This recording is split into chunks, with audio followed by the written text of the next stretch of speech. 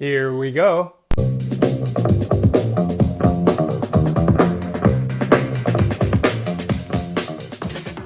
Welcome to YS Online. Ako po si Dice with the Suzuki Nihongo Learning Center in Quezon City, the Philippines.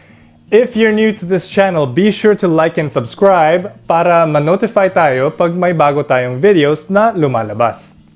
Okay, so in previous lessons, we learned our place ni, noun ga, arimasu sentence structure. This sentence is used to explain the existence of something or someone in a certain place. So this sentence is para magpaliwanag na merong bagay or tao sa isang lugar. The focus for this sentence is the place. So bali, pinapaliwanag natin kung ano ang nasa lugar. For today naman, ang focus natin sa sentence is the noun. So, papalitan natin ng konti ang sentence ngayon. Today, we are going to learn the sentence structure noun wa, place ni, arimasu, or imasu. Parang binaliktad natin yung place at yung noun. Okay?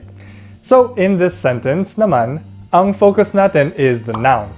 Instead of explaining kung ano yung nasa isang lugar, i-explain natin kung nasaan ang isang bagay or tao. Here, gagamitin natin ang topic particle, wa. So, in our previous lesson, ang sentence natin ay te ni hon ga arimasu. There is a book in my hand.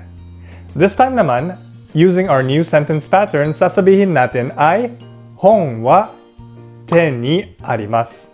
The book is in my hand. Do you see the difference? Sa bagong sentence natin, hon wa te ni arimasu, ngayon naman ang focus natin ay nasa book or hon. Whereas with te ni hon ga arimasu, yung focus ng sentence natin ay nasa kamay or te. Okay, isa pang example. In our previous lesson, we had the sentence, the cell phone is in the pocket, or poketto ni keitai ga arimasu. We want to say the same sentence again, pero this time, ang focus natin ay nasa cellphone. So, in Japanese, ang sentence natin ngayon ay magiging keitai wa poketto ni arimasu. So, kayo naman, try natin palitan yung sentences natin from place ni noun ga arimasu to noun wa place ni arimasu sentence. So, taking our previous examples, we have restaurant ni hito ga imasu. There is a person in the restaurant. And heya ni something ga arimasu.